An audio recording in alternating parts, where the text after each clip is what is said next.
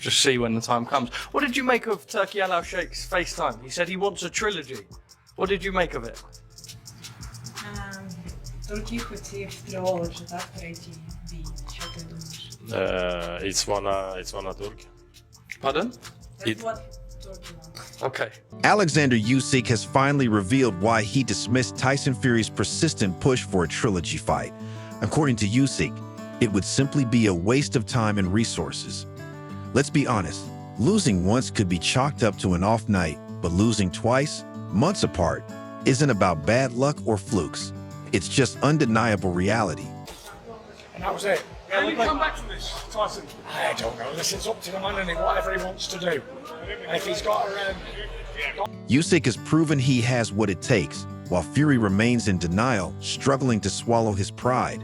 After all the hype, he's been brought back to reality with 2 decisive defeats. From the UK, what doubted my son? I said, every TV company is one sacking off. Sack him off Monday morning, so don't. Now, Fury and his father are out here spinning conspiracy theories, unable to accept Usyk's dominance. It seems acknowledging the truth is just too big a blow to Fury's ego.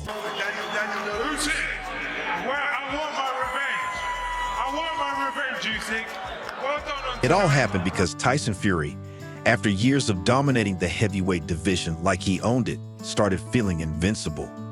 With an unbeaten streak, a larger-than-life persona, and confidence that could light up the Vegas Strip, he believed he was untouchable.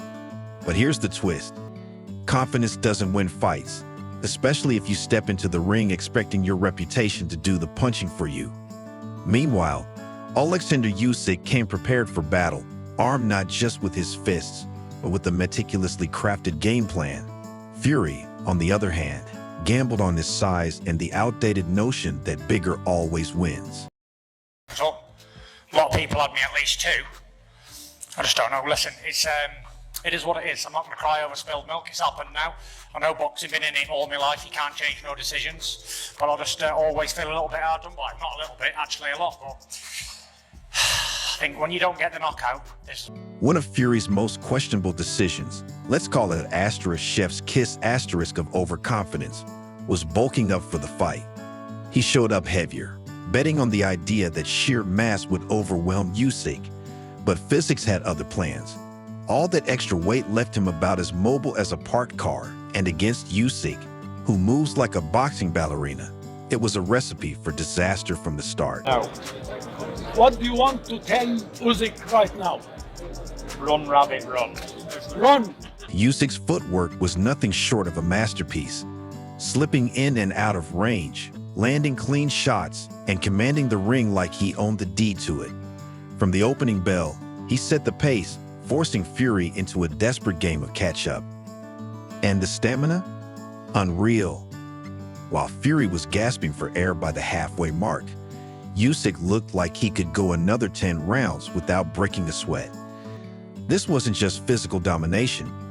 It was mental warfare. Usyk was the chess grandmaster, and Fury didn't even know how to play the game. I swear to God, I thought I won him that in 3 rounds. Lost the fight in front of. That's why the second loss to Usyk didn't just sting. It completely shattered Tyson Fury's grasp on reality. Instead of taking a moment to reflect on what had happened, Fury stormed out of the ring like a kid who just had his candy stolen, mumbling about injustice and rigged judges. According to him, he won the fight by at least 3 rounds. 3 rounds? That's not confidence. It's pure delusion disguised as damage control. Well done on tonight. God bless. I want my revenge for the robbery last time. Let's get it. Let's go. Let's go. Fury wasn't just mad at the judges. He took aim at the entire Saudi boxing system, calling the decision a robbery. But let's be real. You can't rob someone who barely showed up to the fight. Usyk's crisp punches and flawless footwork left Fury with nowhere to hide, and it was plain as day to everyone watching. Except Fury, of course. And he didn't stop there. His promoter, Frank Warren, joined the denial parade, calling the scorecards dumbfounding. Apparently, watching your fighter get systematically dismantled still wasn't convincing enough. 24 rounds, listen. Now, is already. And then, as if the denial tour wasn't enough, Fury started clamoring for a trilogy. But here's the twist. It didn't seem like he wanted another fight to settle unfinished business. It felt like he was pleading for redemption, desperate to rewrite the narrative because he couldn't accept how it ended. The unshakable confidence that once made Fury feel untouchable now seemed broken, replaced by something that looked more like desperation than determination. Fans and analysts weren't buying it, and rightly so. What was the point of a third fight when the first two weren't even close? Let's fight. Make it happen. Mr. Excellency, Your Excellency. Meanwhile, Oleksandr Usyk wasn't entertaining the idea of a trilogy for a second. When asked about it, he shut it down with a simple yet powerful statement. "I have nothing left to prove," and he's absolutely right. He defeated Fury twice, and both victories were decisive. To the winner by unanimous decision. Still undefeated, still reigning. Why risk a perfect record just to entertain the ego of a man he's already outclassed? Usyk had bigger things on his mind, and the third bout with Fury wasn't one of them. For him, this wasn't about dragging out a rivalry. It was about moving forward, staying focused, and continuing to build a legacy that didn't rely on pointless rematches. Was tired, it was marked up, and he's now having to say, and he actually called it there. He said, "Turkey Al Sheikh, let's make the fight happen." Usyk's team echoed this sentiment.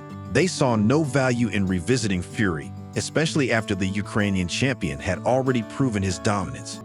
Fury, on the other hand, had lost his unbeaten record, taking with it any leverage to demand a third fight. Usyk's camp made it clear. They were focused on meaningful challenges, not repetitive bouts that wouldn't add anything to Usyk's resume.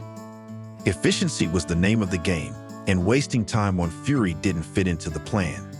While Fury begged for a trilogy, Usyk turned his attention to new opportunities.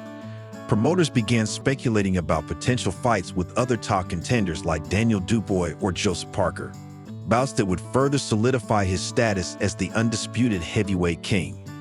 Usyk's refusal to entertain Fury wasn't just about shutting down a rival.